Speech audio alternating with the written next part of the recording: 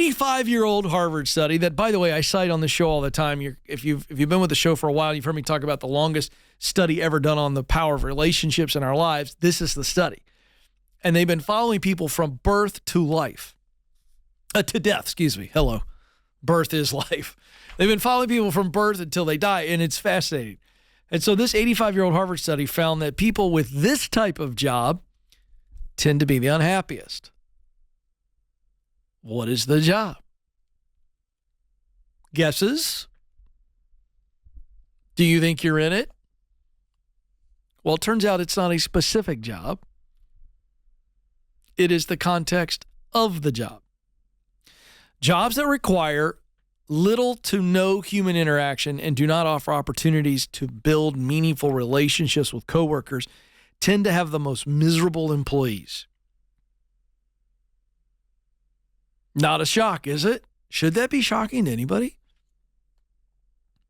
Tech-driven industries, as well as package and food delivery services, where people have no coworkers at all. Online retail is another example where work is very fast and furious, that even if you have teammates sitting in a cube next to you, there's no opportunity for interaction. We see this in a lot of manufacturing, warehouse shifts, a lot of call centers. Think about customer service call center jobs. I mean, the phone's ringing all the time. They're on the phones all the time in their shift. When they're not on a call and if they're on a break, they're by themselves because everybody else is in the queue. And this is enormously stressful because you spend all day dealing with frustrated, impatient people and no outlet. No outlet.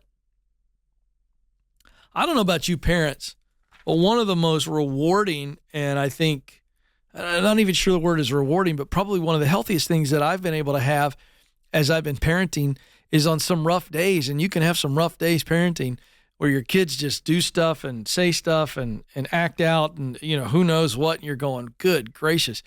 It's so nice to have another parent to talk to, isn't it? Can you imagine trying to bottle all that up? We're not meant to do it that way. Recent studies have shown that as we get older, loneliness can increase our risk of death as much as smoking, obesity, and physical inactivity. So put loneliness on the list of eating in a very unhealthy way. I mean, we ought to take that pretty serious. This is an actual health risk to be lonely and to not have connections. So what do we take away from this? Number one, we are built for relationships, first and foremost. The root word of relationships is relate. Made to relate, to connect. And many times we have just thrown out the workplace as look, I'm not going to invest in any relationship. In fact, we see this on social media all the time. I've talked about this on the program before. They'll put it on social media and people just come after me like crazy and say, there's no way. I don't want to be friends with the people I work with. Why? Why? The answer is, look, I'm there to work. And then when the work's done, I'm going home and I'm going to be with my family. Totally agree with that. Didn't say you got to be going on vacation with your coworkers. I didn't say that you got to go to drinks with them every night after work.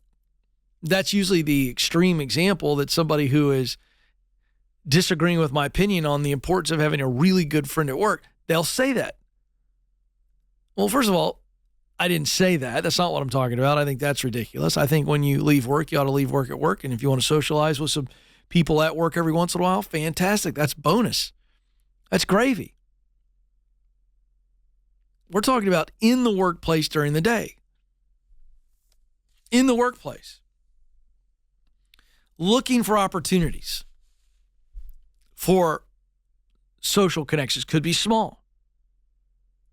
But it is amazing how restorative, that's a key word, to restore something. My mom and dad, when I was growing up, were always restoring antique furniture. It was unbelievable. My dad would come home with this chair, Alex, that looked like, George Washington sat on it. I mean, it was so old and beat up. And I remember as a smart aleck teenager, making some comment, probably like that. What'd you bring home George Washington's throwaway chair? What in the world? Hope you didn't pay more than $1 for that. And my dad would usually say something like, well, actually I paid about $5, but I'm going to turn around and flip it for $100. By the way, my dad was flipping antique furniture before it was cool on HGTV or whatever those networks are. But here's what he would strip it. You get, this awful smelling stuff that would strip whatever varnish was already on it. He would then sand it, and then he would restain it. And he turned it into this awesome chair. It looked like a brand new chair. And we had some of those around the house that we kept, and then he would sell them at a local flea market to make extra money. The word here is restore. And so I want you to hang on to this for a second, because this is how vitally important I think relationships at work are. Say you're having a bad day, or maybe you just had a bad moment, a bad meeting, whatever. You're stressed out, freaked out, you name it. You've had a bad situation. If you are so isolated relationally that there's no one in the office that you could connect with, you're carrying that for the rest of the day and who knows how much longer. Well, what if you've got a really good friend at the office? You go, hey, can we go for a walk outside real quick? Yeah, sure. What's up? And you're able to talk to that good friend. Now, again, didn't say you're vacationing with him and his wife, okay? But you're able to just walk through some of this stuff and go, here's what I'm experiencing. Here's blah, blah, blah, blah, blah. And they just listen. And then if they're able to give you some insight, that's gravy. And all of that, you walk away with just encouragement in general. I'll give you another scenario. Maybe you're not coming out of a really bad moment or experiencing a really horrible moment. Maybe you're just been going fast and furious and you need a break. Now, this happens to me all the time in the office, and the team will tell you this. I've got a putter and some golf balls in near my desk. Today I brought my pickleball paddle. I might bring it out in there and just play around. I just do. Sometimes I just play around and goof off.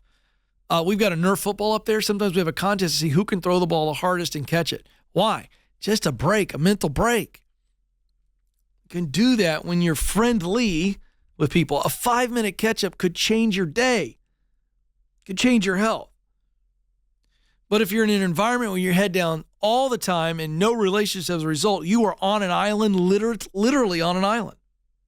A 2022 report from Gallup shows that people who have a best friend at work are more productive, more engaged than those who don't. And as a result, they're happy at work and they stay longer as far as no turnover.